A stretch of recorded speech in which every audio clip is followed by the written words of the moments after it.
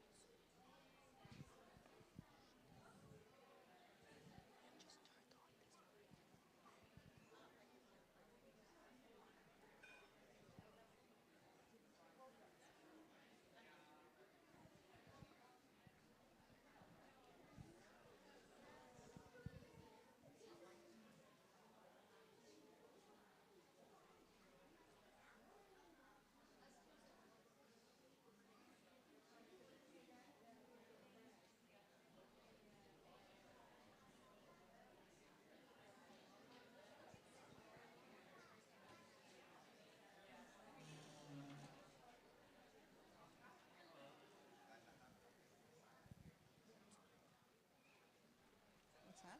It's on.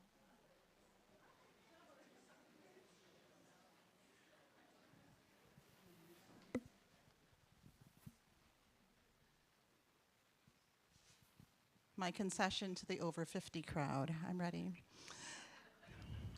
The X Page performance takes place on the Haldeman track, land promised to the Haudenosaunee people of 6 nations, which includes 6 miles on each side of the Grand River. This is the traditional territory of the neutral Anishinaabeg and Haudenosaunee peoples. Our ability to live, work, and gather on this land is a result of policies of expulsion and assimilation of Indigenous peoples during the time of settlement and confederation, and since. The harms of these policies are many and are still being felt in Indigenous communities today. We have a responsibility to acknowledge and understand this history and the current experiences of Indigenous peoples, and for this understanding to inform the work that we do. Territorial acknowledgements are just one small first step in doing this work. Hello, my name is Anandi Karawullery, and I am the luckiest woman in the world, also known as the coordinator of the X Page workshop.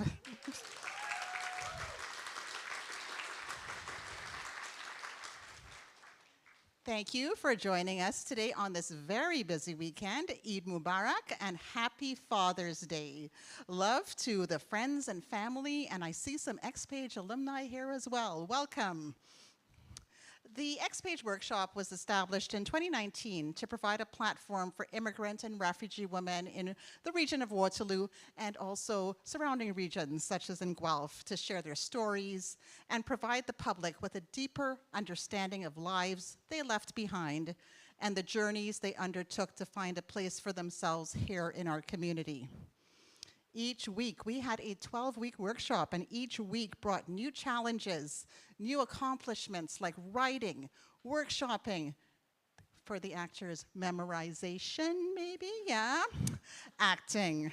We also witnessed the blossoming of friendships as the women found to encourage and support each other throughout the process. We are grateful for their enthusiasm, their persistence, and their courage. This workshop is a true team effort. Team, can you take a moment to stand and give a little wave to let us know who you are? Just take a second to stand. We have Pamela Malloy, Eleni, Tina, Nada's backstage, Lily's up there, Maha, Melissa, Cecilia, Tasneem, Carrie, Lindsay, and our artist Pamela Rojas is also here with us today. Thank you.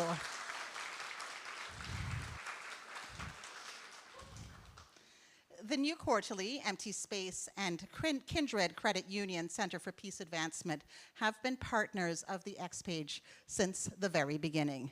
Thank you for your continued support.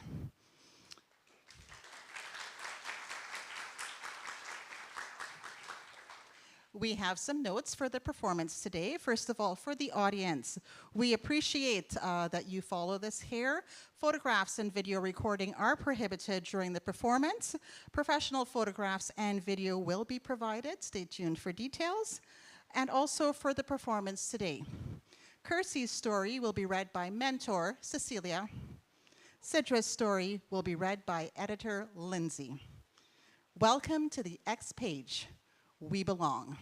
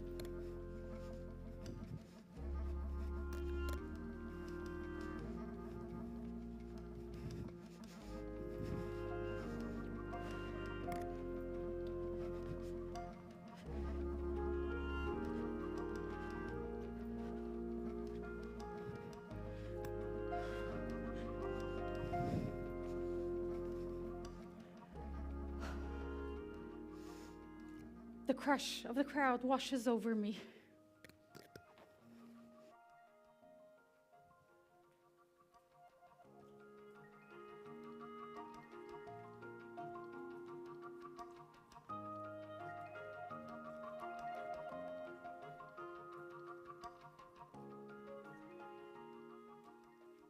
It's 12:45 a.m. The doorbell would ring at any moment now.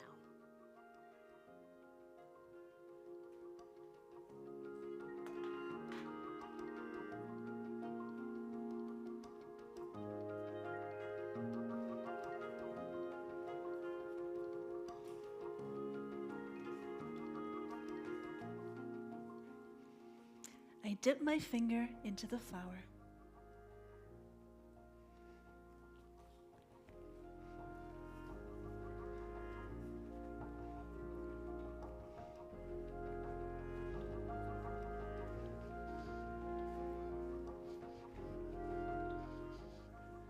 I live in a dream house on a mountainside in Colombia.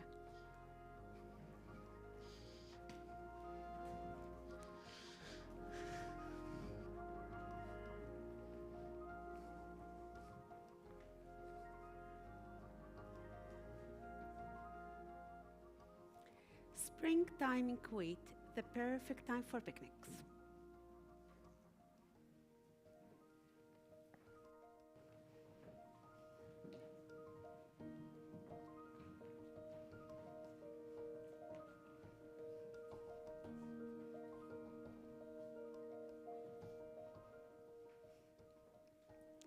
Jeera, kadaga, dried red chili, urad dal, and turmeric, the 5 spices in my mum's masala dabba.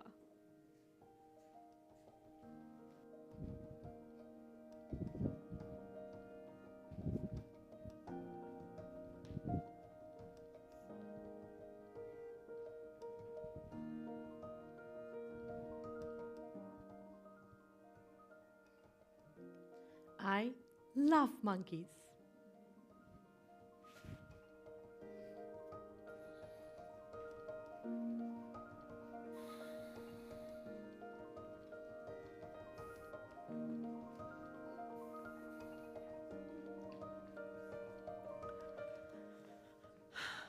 Mom's screams shake me like thunder, striking me top to bottom.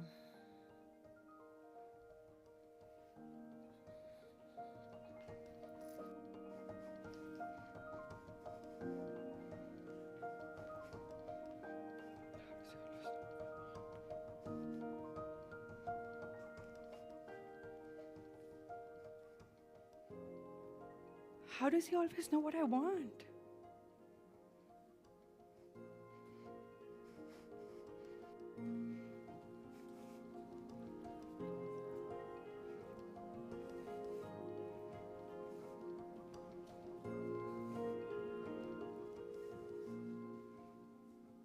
I smelled something that was not ice cream.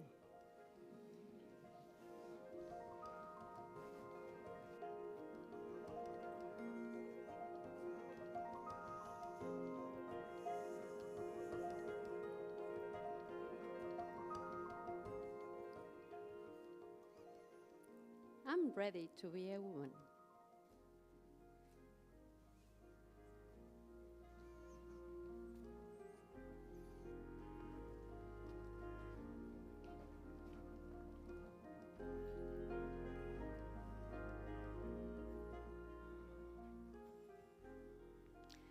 Guess how many gnocchis I've made?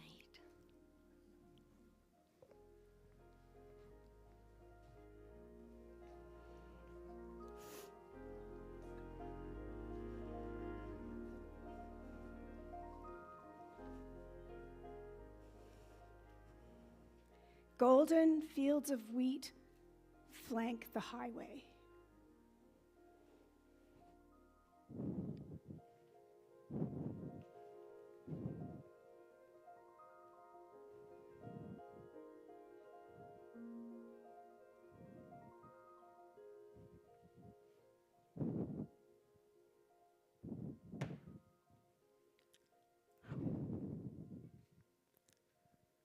I may have done something dumb.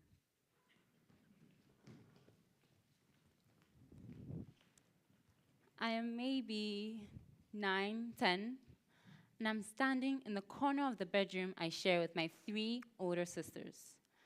The fire is small, so I'm only slightly alarmed. I lit the piece of paper and dropped it on the ground. I am no longer a lighter of fires on little matchsticks, quickly put out in fear. Now I'm a lighter of pieces of paper, just to see. The small fire grows. In the sudden perceived darkness of my surroundings, lit up by the scarlet at my feet, I'm abruptly aware of my stupidity. I pick up a little plastic cup of water from the bedroom table and dump it on the fire, but the fire grows bigger and I know I am doomed. Why has my curiosity led to this? Then the flames calm and disappear, never to be mentioned, but they say something about the word never. When no one is looking, I do what I want. I am maybe 11, 12. In my classroom, I sit in the sun's white rays. It is break time, and only I remain. A storybook beneath my desk. The best time to read books is in dramatic sunlight. Plus, I am not reading the story over anyone's shoulder, nor rushing to finish so they can flip the page. I take a slow motion bite of my overly sweet Super 2 biscuit and a relaxed, swirling sip of my pineapple calipo juice box. The laughter, chatter, and play outside do not exist.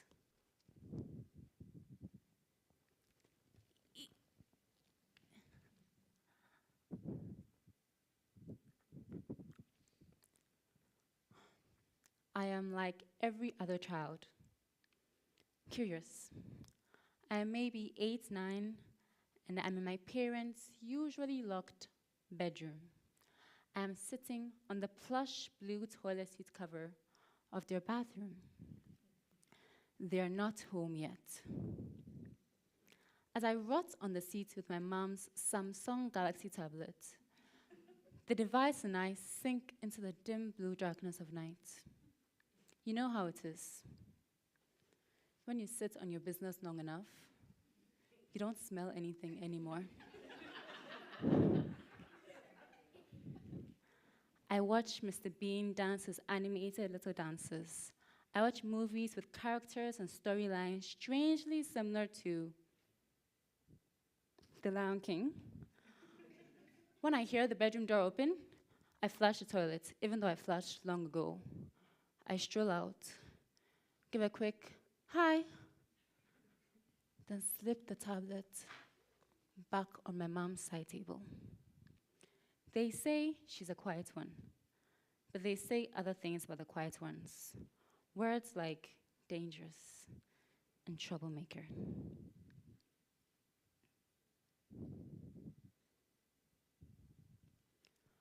I am maybe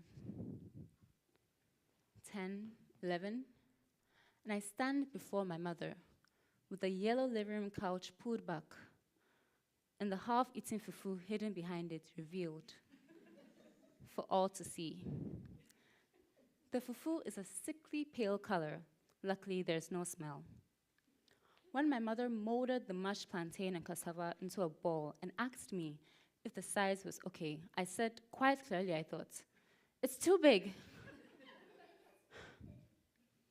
She chose to ignore me. This is what happens when you're a child who doesn't eat. They say, "Hey, won't you eat? Don't you eat? So you won't eat. You don't eat, eh?" So when my family left me alone at the dining table with my unfinished food, yes, I looked to the living room a few steps to my side. Now that I've been caught, I feel two things. First, ashamed. I lacked the foresight to see beyond work and I hide it. Second, proud. Even I had forgotten I put the fufu there.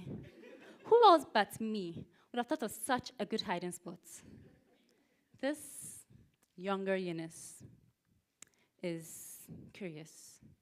Curious about the spaces she can create just for herself. Curious about the stories she can discover. The problems she can cause. And the problems she can solve. I wonder, is she so different now? Okay.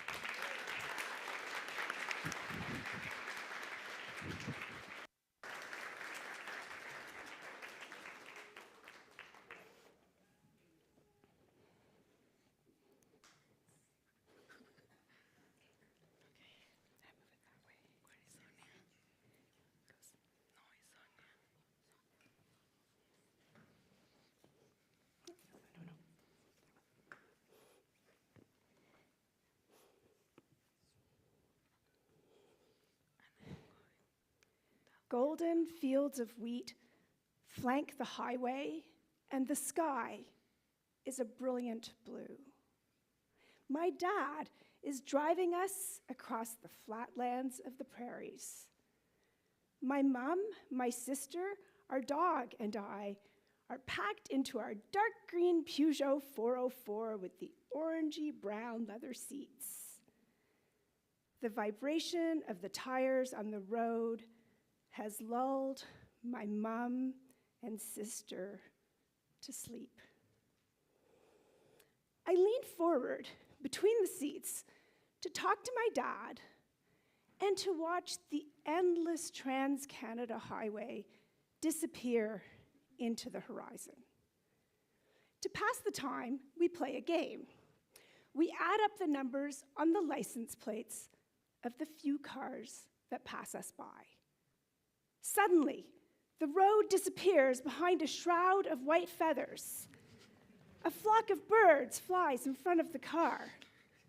We drive through them, all those white birds, and some hit the grill with a sickening thump.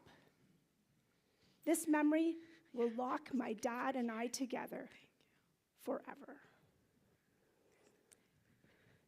I am 4 years old. We are traveling across Canada, our new home, so that we can see it firsthand, the same way that my sister and I take French lessons so that we can call ourselves Canadian. We do all of this so that we can fit in, but we never will.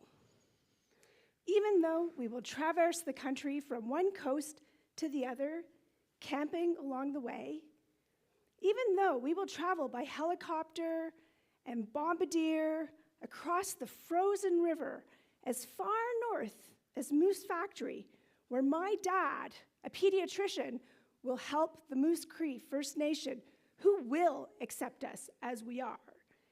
Even for all of that, I will forever be asked, "Where are you from?"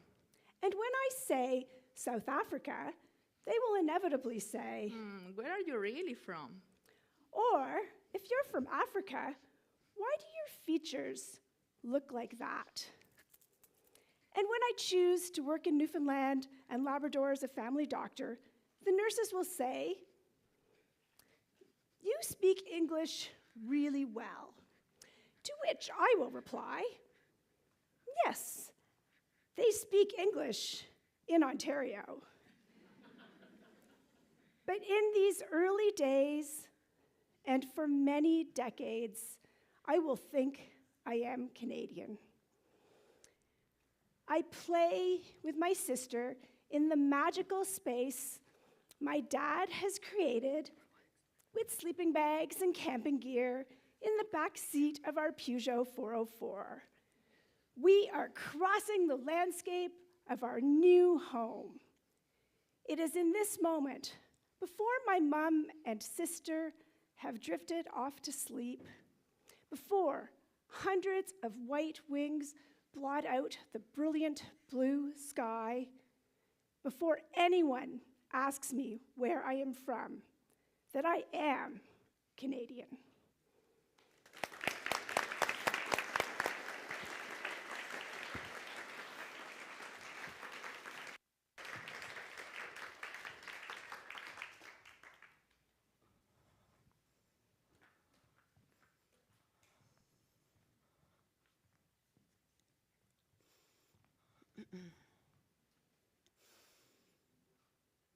The air in the kitchen smells of fried onions, garlic, and oregano.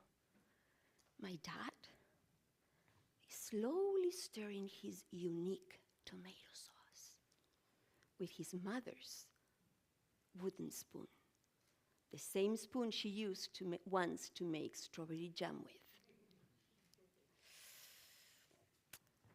My dad's sauce is simply unmatchable. Is it the way he patiently stirs it? I wonder whether that spoon, his mother's concave walnut spoon, is his wand to turn those simple ingredients into something magical with the power to transmit his love for his family and his passion for life. Altogether, my family are making gnocchis. My mom, my dad, my 3 siblings, and me. My mom, Daniela, 2 years older than me. I'm about 10 at that time. My brother, the eldest, and Inesita, the youngest, the rebel.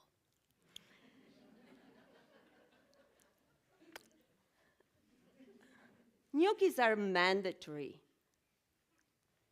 in my family home every 29th of the month.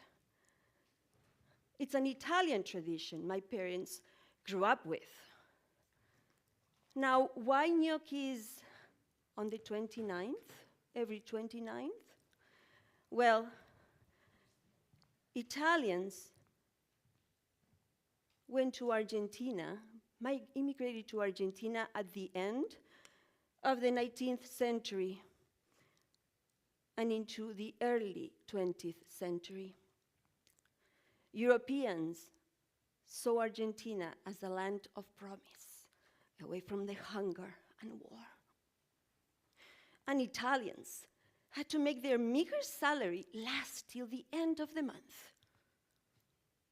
It was a go-to recipe, affordable yet nutritious, made from potatoes, eggs, and flour. My mom and I are making the dough.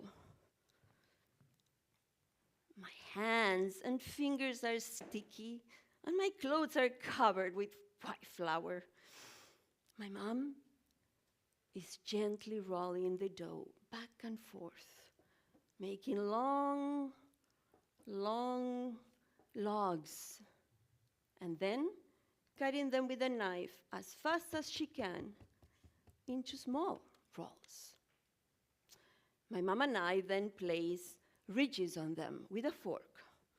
1, 2, done. 1, 2, done. 2 rolls per gnocchi. I try hard to make my gnocchis look like my mom's, but my gnocchis are nothing compared to her perfectly sculpted pieces. Yes, she is perfect.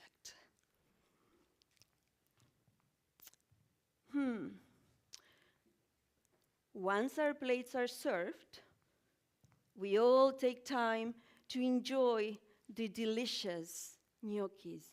We take time to savor the hot, tender, delicious gnocchis in the tomato sauce.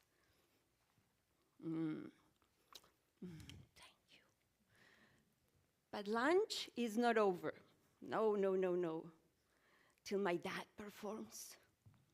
That's the moment we all wait for. And we all wait for him to start tapping the table. We know that's the beginning of 12 bells carries my horse. His knuckles pretend to be the horse trotting. And then he sings, 12 cascabeles lleva mi caballo por la carretera.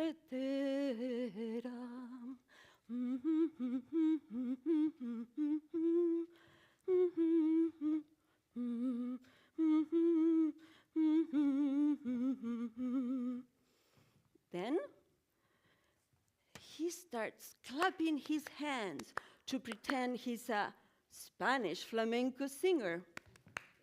This is a prelude to his song, La hija de Don Juan Alba, Don Juan Alba's daughter, my favorite one. My dad always used something on his head. Oh. La hija de Don Juan Alba, dicen que quiere meterse a monja. Dicen que el novio no quiere, y ella dice no me importa, y se ha comprado un vestido largo como el de una novia. La hija de Don Juan Alba, dicen que quiere meterse a monja. Apparently, Don Juan Alba's daughter wanted to become a nun instead of marrying her fiancé. especially drawn to this song because I can see how happy, how confident my dad is when he sings it. You see, he was born to be a singer, but we were his only audience. And when I think of Don Juan Alba's daughter, I cannot help but admiring her determination and courage to follow her own dreams and convictions despite the challenges. A message carried from past to present, from father to daughter. I miss him so much.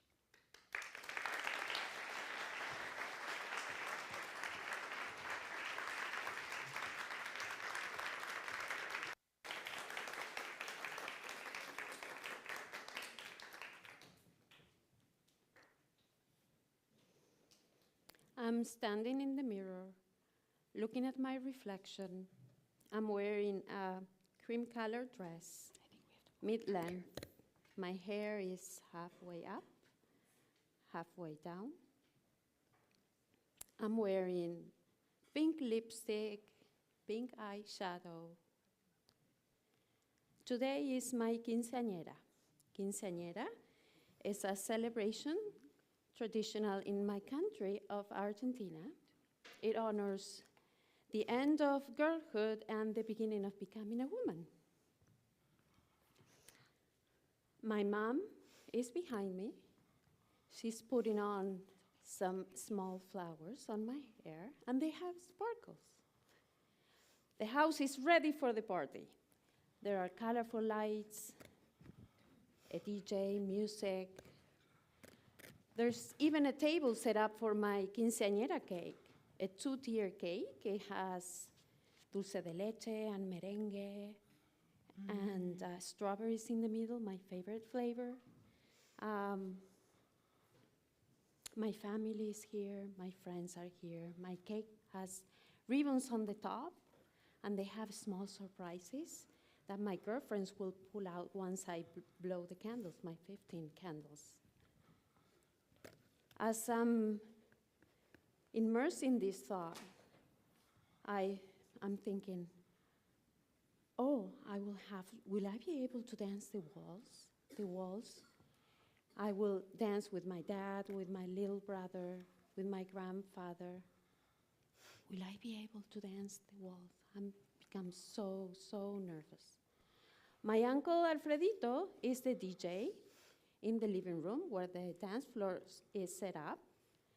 He's playing Madonna, Michael Jackson, Los Enanitos Verdes, Celeste Carballo, Charlie Garcia, and I hear a song drifting from the living room. Las otras noches te esperé bajo la lluvia 2 horas, 1000 horas, sobre un perro. Llegaste y me dijiste loco, estás mojado, ya no te quiero, no. As I'm thinking about the party and the waltz, in the bathroom, I'm getting ready for my party. My Aunt Aide comes in. She looks at my mom. I just heard the news. Congratulations, Sylvie. I look at my mom. She looks at me. She looks nervous, very nervous. Lucy, I'm pregnant. You're gonna have a baby brother or a baby sister in October.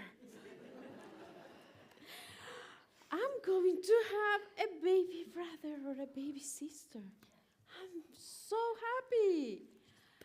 I think my mom thinks that I would be unhappy or jealous, but I'm not. I'm very happy. It's the best 15th birthday gift in the whole world. It's a gift that I didn't know I wanted until it was given to me. And this baby was born, and we named her Janina. And 2 years later, another baby was born. And we named her Carolina. And these girls helped me dance into my girlhood a little bit longer.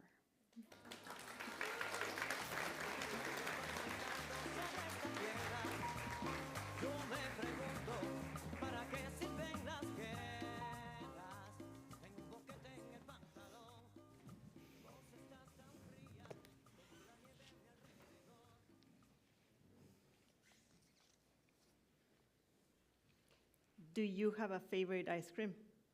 I do. It's helado de mantecado. It's made with cinnamon and vanilla.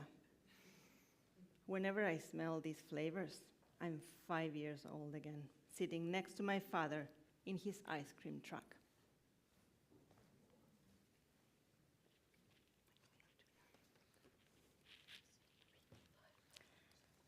The truck belonged to my grandfather.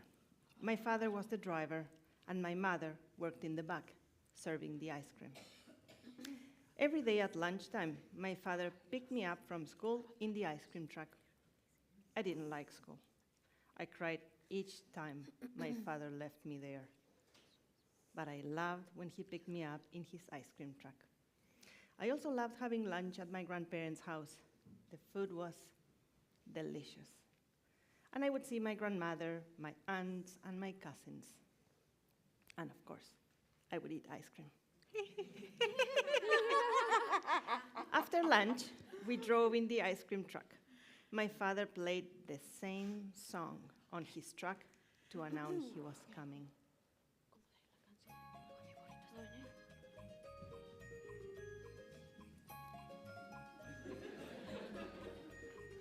Con mi burrito sabanero voy camino de Belén. Con mi burrito sabanero voy camino de Belén. Si me ven, voy camino de Belén. Si me ven, voy camino de Belén. Mi lucerito mañanero ilumina mi sendero. El lucerito mañanero ilumina mi sendero. Si me ven, voy camino de Belén. Si me ven, voy camino de Belén. Tuki, tuki, tuki, tuki, tuki, tuki, tuki, ta. Apúrate mi burrito que ya vamos a llegar. Tuki, tuki, tuki, tuki, tuki, tuki, tuki, ta. Apúrate mi burrito que ya vamos a llegar. Each day, he drove the same route in my beloved city of Santo Domingo, east in the Dominican Republic. Whenever I became sleepy, I would place my head on my father's lap and close my eyes. I remember one day clearly. It was very hot, 38 degrees Celsius. My father and I were driving to pick up my mother to start our route. I was tired that day, so I was already asleep on my father's lap. He shook me awake. "We're almost home," he said. "Time to wake up." Just as he spoke, I smelled something that was not ice cream. And then we both saw smoke. It was coming out of our ice cream truck. My father told me to get out and jump onto the road. I watched him open the hood to check the engine, which was full of smoke. He yelled for help. Some neighbors came and brought sand. They threw it on the engine and quickly put out the fire. But my father and I had to walk home. The truck would need to be repaired. When I began to cry, my father said, "It's not that far to walk." But I was not sad about this. "The children will not have ice cream," I said, tears falling down my cheeks. My father laughed. "They will have ice cream tomorrow," he said, and picked me up and carried me home.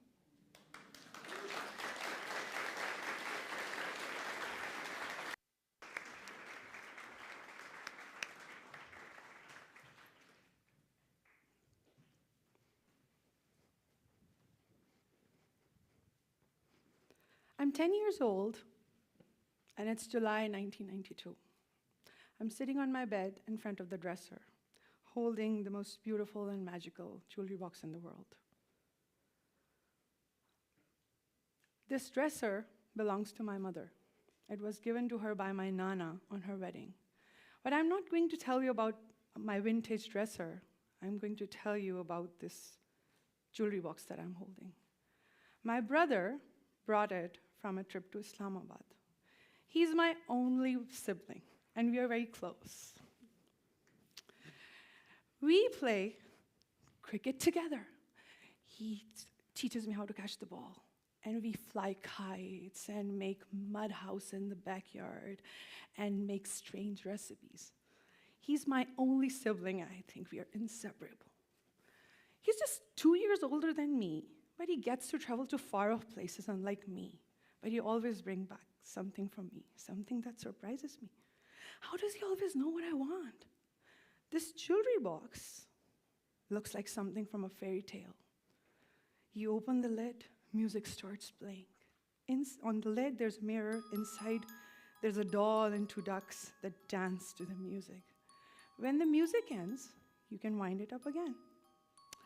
Summers in Multan are very hot, and it's a very hot day. We have only 1 air conditioner in our house, and my room doesn't have any. Although my room is very warm, but I really love sitting here alone. Sweat is rolling down my face like gems and pearls while I pick up an earring and put it on. Sunshine from the drapes are lighting up the jewelry box and making it look even more beautiful. It feels as if I'm in a theater, music playing, dolls dancing as I dress myself on a hot summer day. I am the most luckiest girl in the world because I have this jewelry box.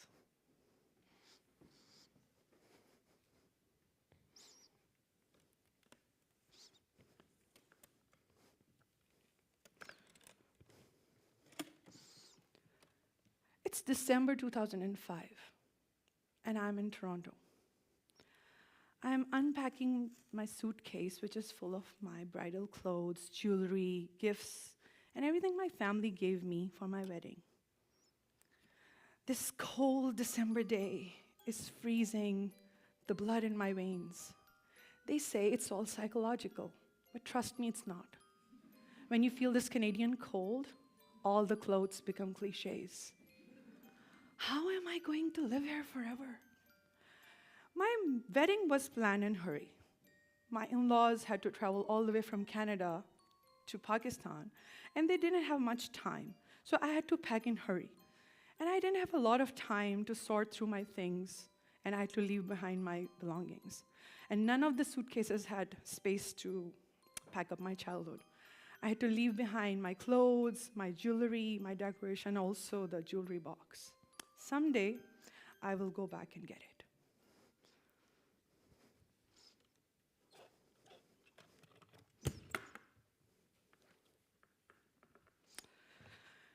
It is April 2024, and I am still cold. The weather is pleasant, but not very warm. We haven't turned off our central heating yet.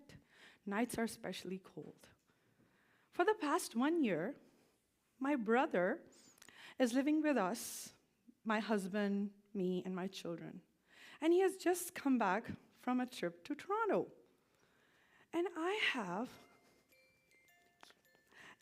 this Sephora foundation and a few lipsticks. I love all the colors, but the foundation surprised me. How does he know what shade I use? He hasn't seen me in 10 years while he was in UAE and I was in Canada. How does he always know what I want? And how does he know that I use this light sandy beige color? Do you think he brought back my jewelry box? He did not. And I don't know where it is. Maybe it's somewhere in my parents' house, but it doesn't matter. What matters is my brother. What matters is the people we love, not the things they give us.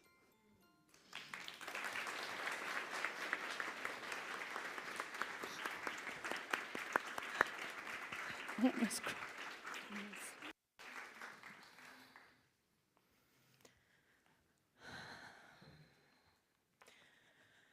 Mom screams, shake me like thunder, striking me top to bottom. My little sister, Elvie, and I, we ran to the kitchen. I'm trying to make sense of the situation, but Mom screams, do not let me focus or think clearly. I can feel her pain through her screams. I try to ground her. I grab her arms and press her down into the armchair where she's sitting. But she continues screaming. She's like a wild horse. I can barely hold her down. Lola, Mom's friend, appears in the kitchen. I slowly step back and she takes over.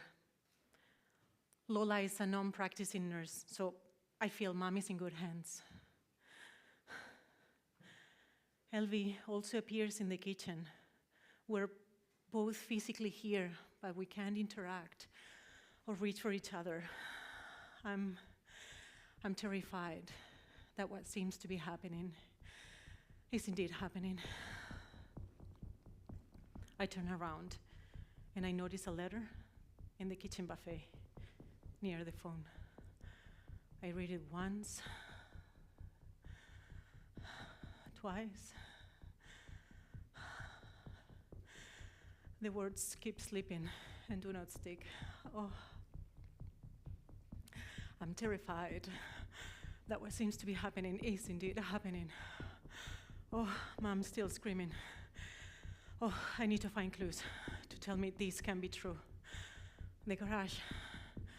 Dad always leaves his keys on top of the car. I look. Oh, they're here.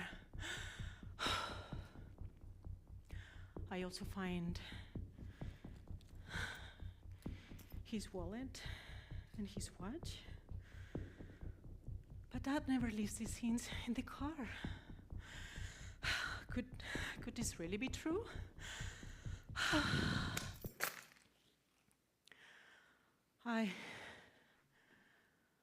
I'm in my parents' bedroom on the second floor. I feel I was pulled to this room. I find Dad's wedding ring on his bedside table. I can't think. I need to keep moving to find something that will tell me this is just a misunderstanding.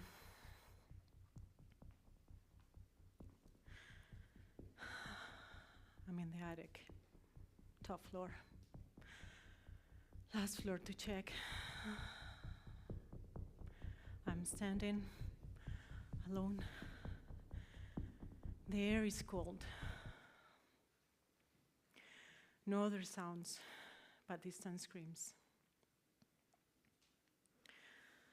I think there is, like my breath is very shallow. I think there is some pressure on my chest that is causing this shortness of breath. My thoughts and feelings are too intense to hold. Are we really three from now on? There's a glass door that separates the attic from the staircase.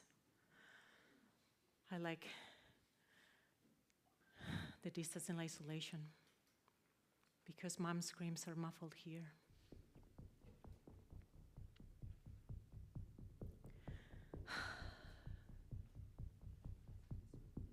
Mom has been screaming Dad's name for the last, not sure how long.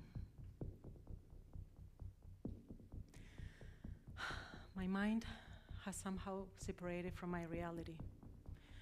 It takes me a while to notice Elvie's presence behind me. She's saying something, but I can't quite locate the meaning of her words.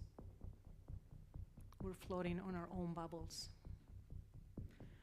Elvie leaves the attic, and again, I find myself alone. Mom seems quieter now.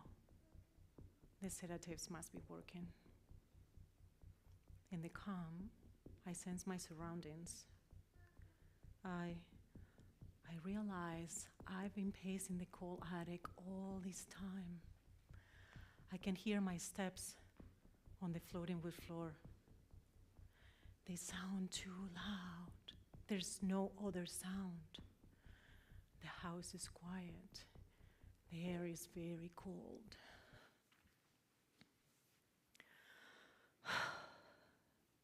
Nothing in here provides any clues about why, or how, or what, or when. I hope Dad can hear my thoughts. Dad, I'm here. Elvy's here. Mom is here. We're all here waiting for you. There is no room for blame or judgment. We just really need you to come back home. Does he hear me? Maybe, because a few hours from now, he will appear in the middle of the night, looking lost and confused, cold, drunk, with cuts everywhere. But that is later, and this is now. Now, I curl into a ball on the floor, and I burst into tears as I'm alone in the cold attic. I don't need to keep it together any longer. Not for Mom, not for Elvy, not even for myself. Dad, I can't wait to have you back.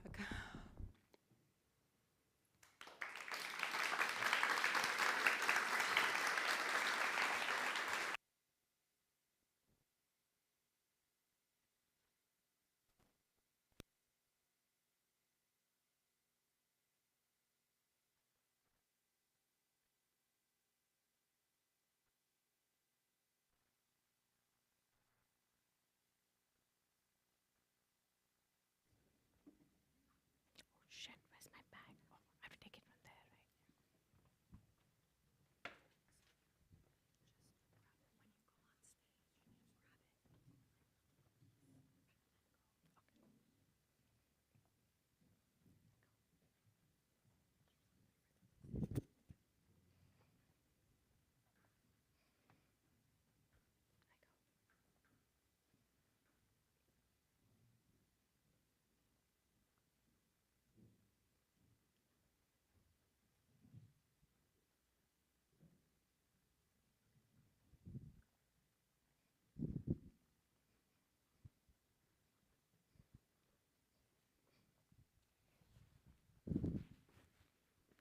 I love monkeys.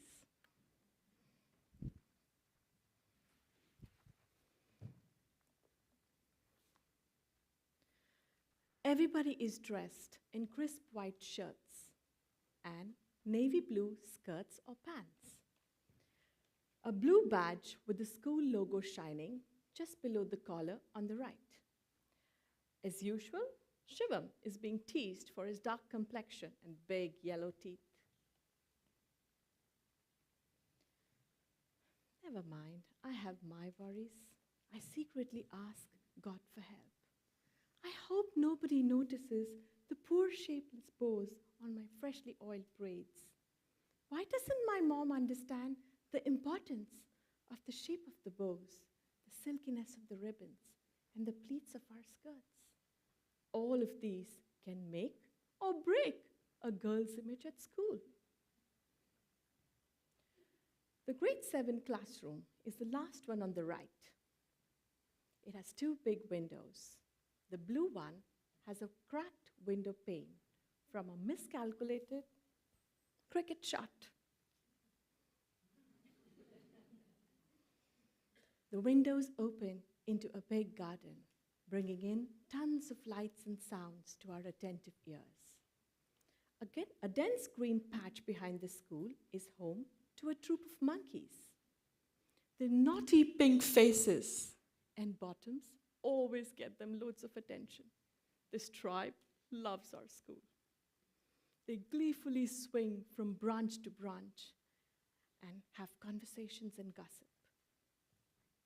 It's 11 a.m., and Mrs. Pillai makes her terrorizing entrance to a class of pale faces, dry mouths, sweaty palms, and shaking knees. She makes the dreaded announcement. The final term marking is almost complete. She is not happy, as most of us have not fared well. The results will be out in 2 days. All except 2 students have everything to fear. Sandeep and Taruna belong to the A+ League. We hate them for how they always manage to make our hard-earned marks in math feel so small. My heart is sinking with so many others. I can picture myself sitting in the same class next year.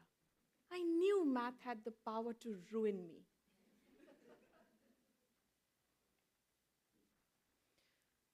My mind is going numb. I remember the "you're so done" look in Mrs. Pillai's eyes. Nah, I'm pretty sure God loves me. He'll never let me fail and stay back in this class. I close my eyes and reach out just in case. Vaheguruji, please do something. I mumble my simple little prayer, hoping nobody except God heard. I promise him a life of truth, righteousness, honesty, and kindness in return. Vaheguruji, please save me this time. Only you can take me to grade 8 now. It's 11 a.m. Why does Mrs. Pillai have this amused look on her face? Strange. She begins distributing the answer sheets from the front and stops at the 3rd row. What has happened now? Have the rest of us failed? What about the 5th row?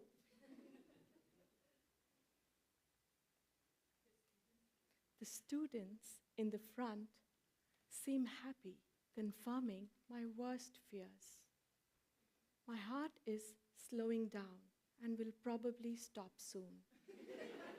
I am most likely going to be confirmed to stay back in grade 7. God has ditched me. There is no God. Prayers never work. They're just a waste of time. This world is a lousy place. And then I heard Mrs. Pillai faintly. The monkeys got in. The guards didn't hear them. Can you believe that? Why are we discussing monkeys? And when she said the rest, I heard every word. The monkeys had entered the staff room and destroyed the answer sheets last night. It was a big mess and nothing could be done. Our principal and Mrs. Pillai had decided to grant us full marks, 100% in math. A miracle. I was in the A+ League. I'm going to grade 8. And Mrs. Pillai has lost me. God is there. He didn't ditch me. He had sent in his troops to my rescue. I love monkeys.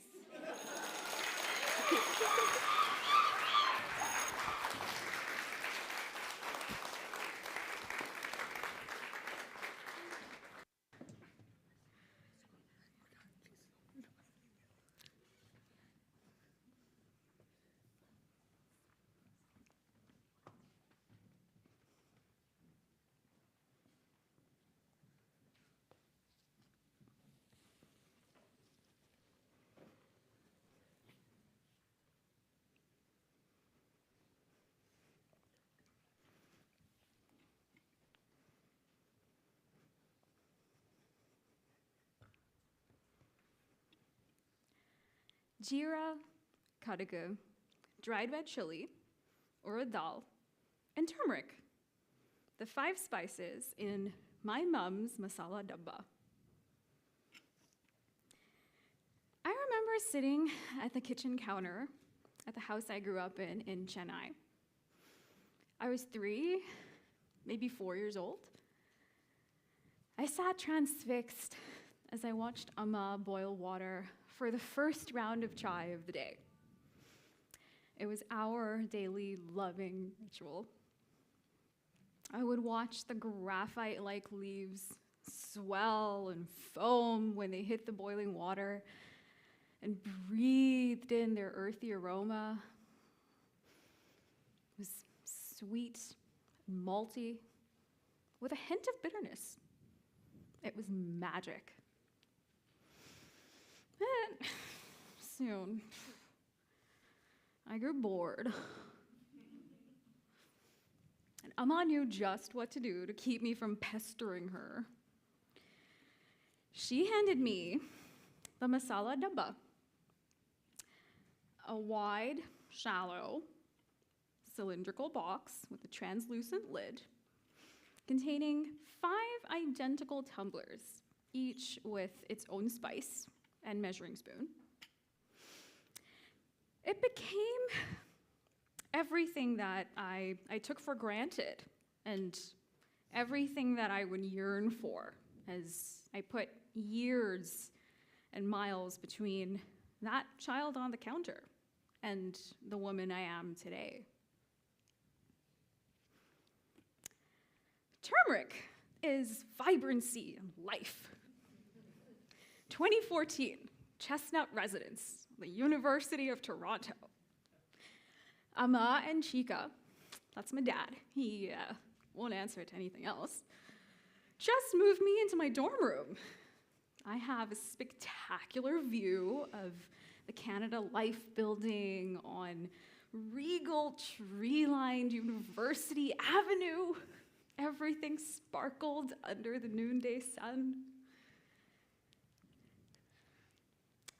I'm gonna learn so much. I'm gonna learn so much. I'm gonna meet people from everywhere. I'm gonna meet people from everywhere. I don't have a curfew. I don't have a curfew. Kadagu is small and feisty and explosive and spluttery. 2018, Queen's Park subway station. I stood at the intersection of University Avenue and College Street, gazing up at a row of country flags. And I had hurried along these pavements for 4 years, but today I was stopped in my tracks by a flood of memories of people and places and moments spinning around me. Oh, the places you'll go. Oh, the places you go. Plenty of life left. Plenty of life left. Jira is bitterness and slow tectonic transformation. 2019, Alliston, Ontario. See, I really didn't like who I was. Far from home, and over the years, I tried on many versions of myself and hadn't quite found the one that felt like an old pair of jeans. I was angry and lost and aggrieved. How did it come to this? How did I come to this? Haven't I tried hard enough? Haven't I tried hard enough? Urad dal is quiet and life-affirming, a leader from within. 2021, Beach Road, Chennai. Amma was sick, so I left home. Did I just refer to Canada as home. And went back, well, home. I rediscovered a child woman, a receiver of stories. I found my people, and among them, old buried family treasure, wounds that needed tending. And I gave care. Hi there. It's been a while. I've missed you. Hi there. It's been a while. I'll miss you. I've missed you too, my love. I'll miss you too, my love. Dried red chili is comforting warmth. Also unapologetic heat. Now, the University of Waterloo. I began to treat myself the way I would a dear friend. Speaking patiently, encouragingly, and respectfully. I sat beside discomfort without fear and distrust.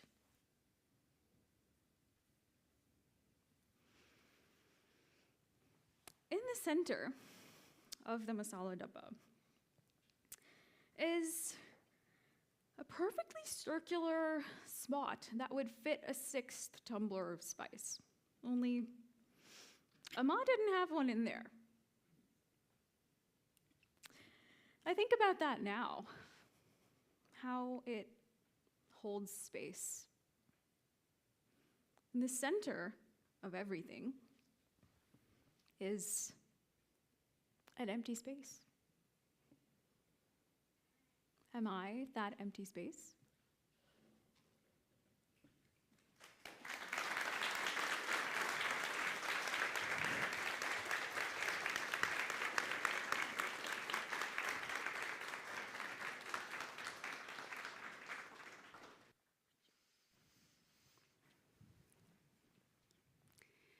Springtime in Kuwait.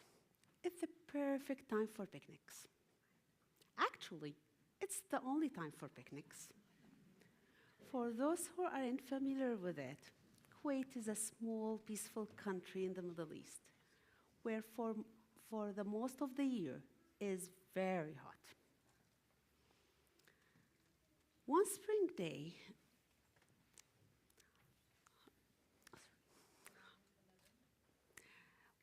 day, when I was 11 years old, my family joined other families for a day at the beach.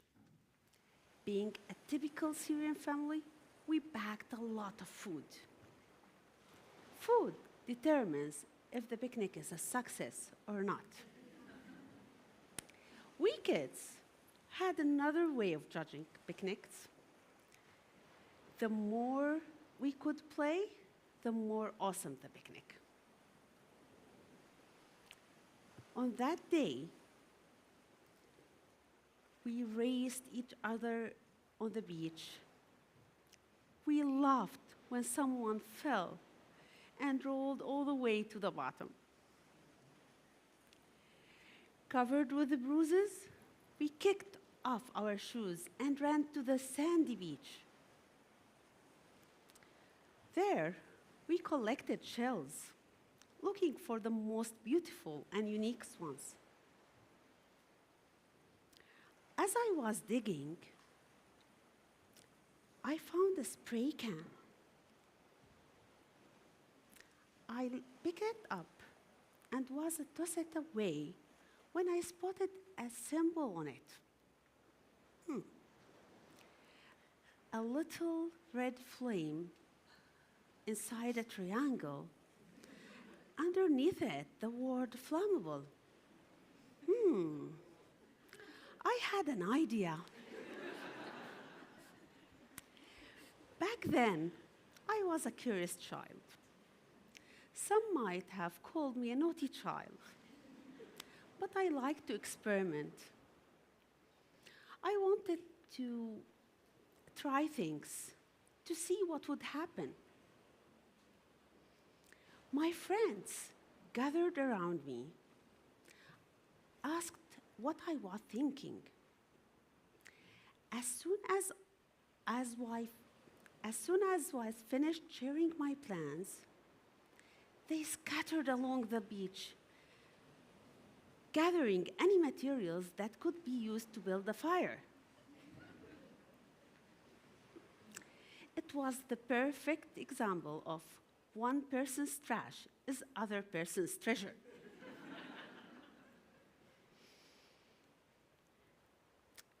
I stepped forward.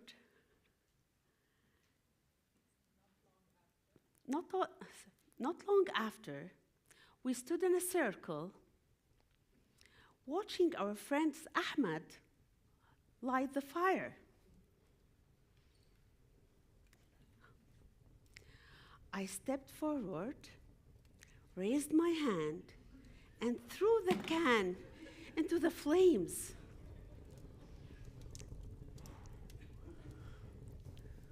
We held our breath while watching the can in the flames, waiting for a spark, or maybe an explosion. We were so excited. We didn't notice our parents coming over at the sight of the smoke. My dad was at the front of the group of parents. By then, I have a history of doing crazy things. Suddenly, I felt myself pulled up and away from the fire.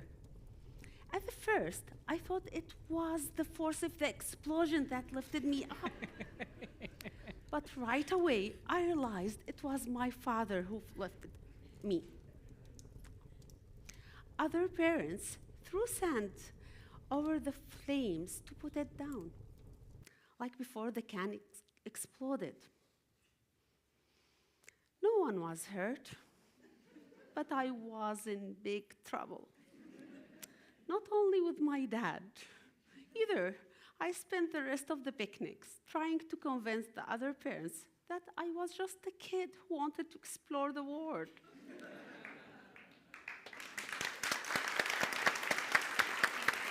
Yes.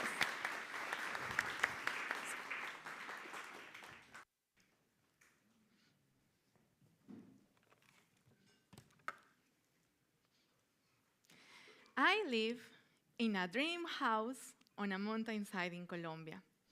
My father helped to build the house before I was born. He died when I was 9 months old. The house belonged to my grandma. Living in the mountains meant not having things like electricity or other fancy stuff. We woke up early and went to bed early too. This morning, I'm half awake.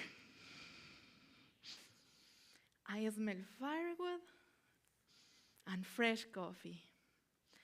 I see the sun shining through the cracks in the door.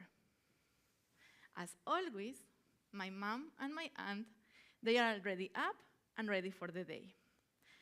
And today is very important because I'm starting my first job with my aunt. I'm going to work at her daycare. This makes me happy because I'm planning to buy blue jeans and a yellow bathing suit with my first payment. But my first day isn't starting too well. I hear my aunt saying, "We leave in 10 minutes. I run to the bathroom to take my extra cold morning shower. It's difficult to jump in, but the cold fresh water gives me more energy. After my cup of fresh coffee with 2 cheese empanadas made by my mother, I say loudly, "I'm ready, let's go." My aunt is waiting for me, but I cannot leave without the bag that my aunt made for me because it holds all my important stuff. In my mind, I'm preparing for my job as a teacher, eager to finish everything on time so I can play with the kids. But my aunt has other plans for me. I'm only 14, and she wants me to help with cooking. On my first day, She tags me with chopping onions. I don't like chopping onions because they make me cry. But I want to show her that I can do it. So I say, don't worry, I can handle it. She just laughs and says, we will see. We start to walk down the mountain to the road. It takes around 45 minutes. But when we are together, we walk slower because it's our special time to talk about everything. She tells jokes and gives me advice. She warns me not to have a boyfriend because I'm still young. She shares her own not so great experience with love to emphasize her point. Yet, despite her warnings, she eagerly shares all the exciting moments that she's lived through. I wish I could record all these moments and conversations with her. This morning, while we are walking, I see something green move suddenly. It's a snake! I scream because I'm afraid of all animals, even though I live in the mountains. I run away as fast as I can. I just hear my aunt saying, "The snake is not following you." But I cannot stop running. I have never gone down the mountain so quickly. Finally, I arrived to the road. And now I'm waiting for my aunt. When she arrives, she looks at me, she laughs, I laugh, I hug her, and I say, in this first day, I will not be late for work.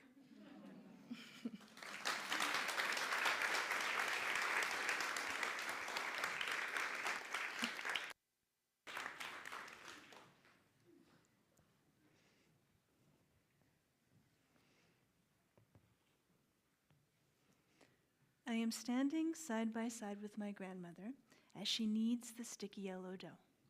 Ava, it means grandmother, throws her entire skinny body into the dough, and the table is covered in white from her exertions. I am 4 years old, and I am standing on a step stool beside her so that my hands reach the floured surface of the mesa maceta, the kneading table. The mesa is painted cornflower blue, my grandmother's favorite color, and when I picture her, she's wearing a cornflower blue apron and a scarf to hide her hair from any sudden strangers. My grandmother is tiny, bird-like, and her elbows and knees are wider than their limbs. But she has big, deep-set gray eyes that sparkle with humor. She makes an excellent pão de milho, a regional delicacy. It's a spongy bread with a thick brown crust and baked in a big clay oven. My grandmother is a terrible cook. Her bread is the only exception. I've been begging my mom to go to school for a while now, but she says I am too little. As consolation, we play school at home. While my mom makes dinner or does other mom things, I'm sat at the kitchen table with a notebook and pencil to practice my letters. I fill the pages with A's and then B's. I stumble through F, the hardest letter in Portuguese cursive, then all the way through Z. That accomplished, my mom teaches me to combine the letters into the proper names of everyone in my family. Writing everyone's name down on paper makes me feel like a wizard. I have access to their power by having access to their names. Empowered now by this knowledge, I dip my finger into the flour and write 3 letters. A-N-A. Anna, my Ava's first name. I wait for her to notice, but she just keeps kneading the dough exuberantly and doesn't pay attention. This simply will not do. Look, Ava. I point to her name. She looks over briefly, but does not react. Oh, did you draw a little picture, child? I shake my head. I have forgotten. My grandmother never learned how to read or write. She's illiterate. No, Ava, it's your name. A-N-A. Anna. Here she stops. Her arms are full of flour and her eyes are full of wonder. It is, she says, you can write? Then she raises her voice. Velho, anda cá. Come see what your granddaughter did. My grandfather comes into the room slowly to show my grandmother he chooses to come. He's tall, with snowy hair and watery cornflower blue eyes. A hand-rolled cigarette sticks out from between his lips. My grandmother points at the Ms. excitedly. Look, she says, can you read that? My grandfather moves over and squints down at the name. He can read a little, but he is out of practice, so it takes him a moment to recognize the word. And when he does, he looks at me in surprise. You wrote this, girl? You can write? I almost fall off the stool with excitement as I say, I can write your name too. I trace 6 more letters into the flower. Manuel. Manuel. That's my name, my grandfather tells my grandmother. He chuckles then, a low smoker's rumble from his chest, like he is mixing gravel somewhere in his solar plexus. My grandma's voice sounds odd as she speaks. Isn't that something? Here I am, an old woman, and I can't even write my own name. And you are 4 years old and already ahead of me. I look up at them then, at their shining faces. I'm so proud. I made them so happy.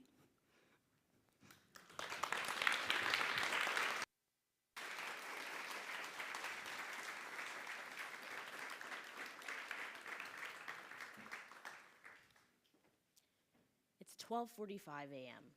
The doorbell would ring any moment now. I'm in the kitchen collecting a plate and 2 small bowls.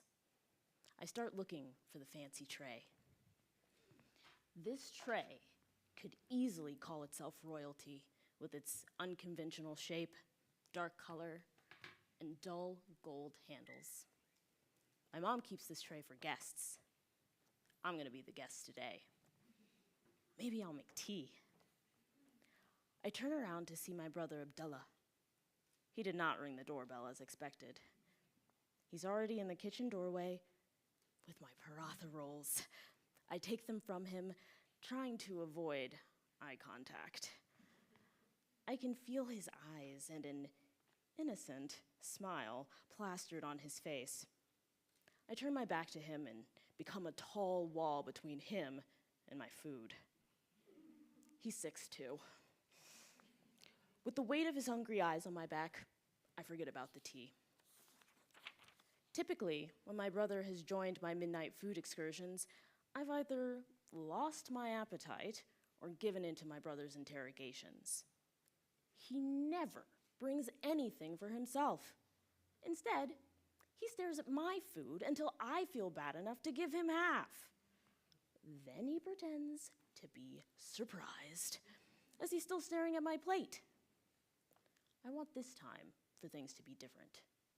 I'm starving. I salivate just thinking about the tikka-flavored crispy pieces of chicken tightly wrapped in hot crispy paratha. My biggest problem is deciding which chutney I will dip my roll into. There's imli chutney, dark brown in color with a blast of sweet, tangy flavor. The other is hari chutney. It's green and made of mint, lemon, and cumin seeds. I imagine dipping the roll in both and seeing the blast of flavors it would bring. My hands fumble as I put together the food on my tray and worry about finding a quiet spot. My brother follows me like a death angel. He sits on the floor across from where I'm seated. I'm a few bites in when he starts to tell a story. Only he knew what he was talking about. I'm completely disengaged, hypnotized by my paratha roll. Tonight is different. It has been decided by the divine and my hunger pangs. I look up and pretend to be interested in his story, but I don't smile. I keep chewing the hot, yummy paratha roll as I stare down my brother. I see hope in his eyes. A smile starts to spread across his face as he struggles to pretend he doesn't care about my food. I look at the last big morsel of paratha roll in my hand. I hold it so he can take a good look at it. I open the roll, fix the onion and the chicken, and I slowly refold it. I take the morsel and I dip it in the last remnants of the chutneys. I have to scoop up all of the remaining chutney from both bowls and make sure it doesn't drip off. While I try to balance the perfect bite, I feel my brother edging closer to me. He's also speaking louder than before. Yeah, and then the sister gave the food to her younger hungry brother because he didn't have his own. I meet his gaze. Well, the brother should have gotten his own food, and I stuff the last bit of roll into my mouth. I smack my lips as loudly as I can. I savor the last bit of the paratha roll and the disappointment on my brother's face.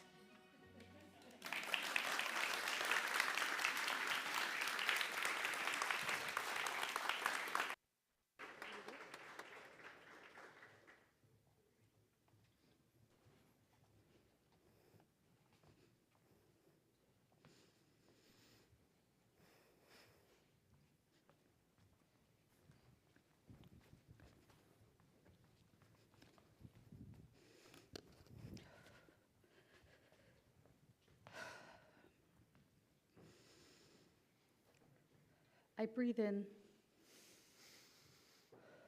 and breathe out. I close my eyes. The crush of the crowd washes over me. My fists tense, my throat quells, and my breathing becomes shallow. Straighten my back, square my shoulders, and pick up the pace. I'm following my husband Shady deeper into the throng of bodies as we navigate packed streets to get to the downtown square.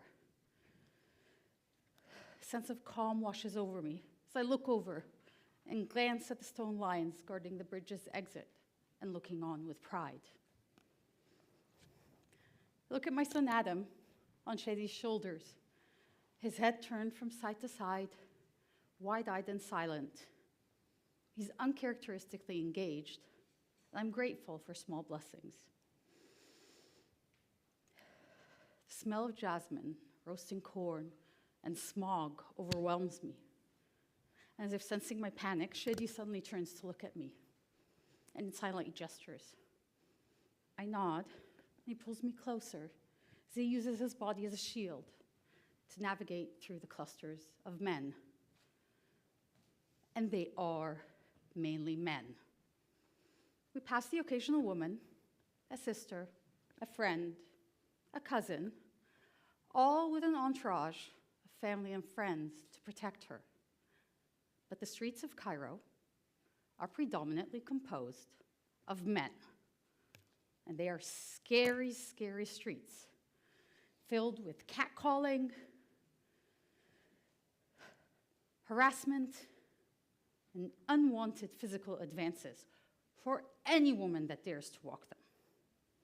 Instead of criminalizing the men, teaching them to respect women, it falls on us to always be on our guard. But tonight is different.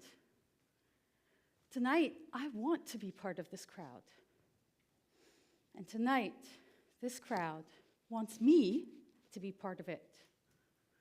Woman, immigrant, atypical Egyptian that I am. I look at my friend Maha and her husband Amr. Her 6-year-old is hopping excitedly on his father's shoulders. He has a wide smile on his face and wonder in his eyes. And I'm envious that I've never felt that same sense of belonging in this country. We reach the makeshift set point set up by volunteer protesters and stand patiently waiting as they ask, Why are you here? Any concealed weapons? Can I check your bag? Then they notice our 2 young boys on their father's shoulders, and they wave us through with a smile. And there it is, Tahrir Square. People fill every corner of the streets, the gardens, the sidewalks, as far as our eyes can see. We hear laughter, loud conversations, and faint cheers. Aish. Aish. Hooray. Adela Echemea. Bread, freedom, and social justice. Suddenly, the crowd begins to shift. Everyone takes off one shoe and raises it high in the air in perfect harmony. Hosni Mubarak has refused to step down. A slow chant starts deep within the protest, slowly picks up speed. Erhal, Erhal. Leave, leave, one word, repeated over and over. Hundreds of thousands gathered with one goal in mind, bringing about peaceful and just change. I set my backpack down to check on Adam. He's still awake, but just barely. I look over at Hamza. He's fast asleep on his father's shoulders. Amr's back aches. My husband offers to carry Hamza for a while. As they gently bring him down, the crowd parts, making room on the pavement. Jackets, blankets, and scarves start flowing in as everyone offers their softest items. Two men insist on taking the weight of the children from us. They were complete strangers. But in that moment, we were connected. As we pass our sleeping boys to them, they gently lay them down on the makeshift beds, heads in their laps, as the rest of the crowd forms a protective circle around Hamza and Adam sleep. Shadi, Maha, Amr, and I are overwhelmed with love, emotion, purpose. We gather our strength and start chanting, leave. For tonight, we are whole. We are all Egyptian. And we all belong.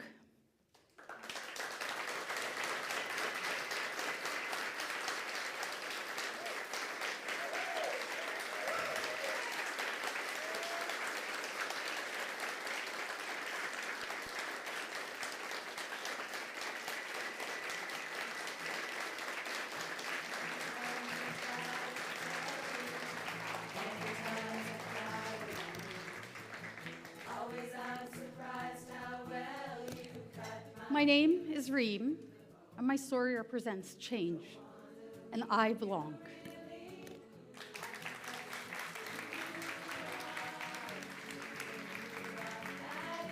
My name is Lindsay. I read for Sidra. Sidra's story represents sibling rivalry, and we belong.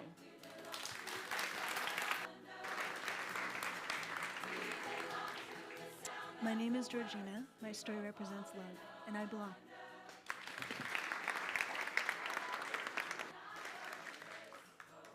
My name is Andrely, and my story represents happiness, and I belong.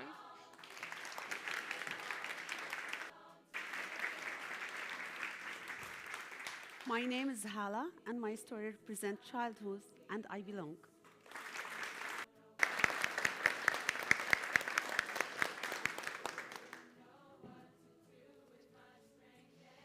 My name is Sanj. My story represents self-discovery, and I belong.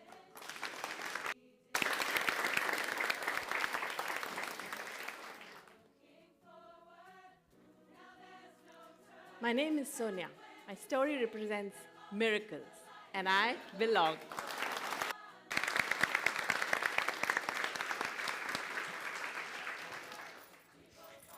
My name is Anna.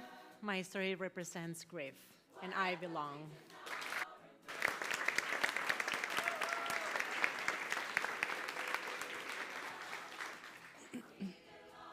My name is Seema, and my story represents family, and I belong.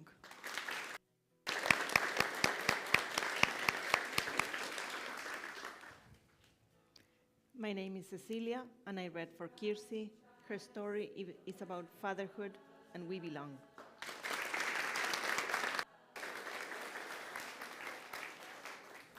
My name is Lucy, and my story represents growing up, and I belong.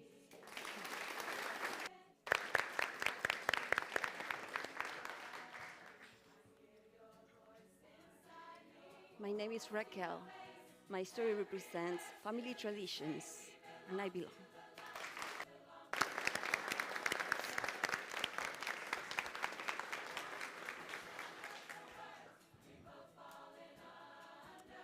My name is Denisha, and my story represents identity, and I belong.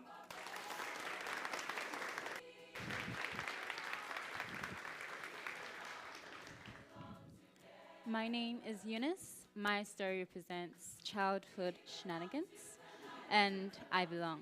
We belong to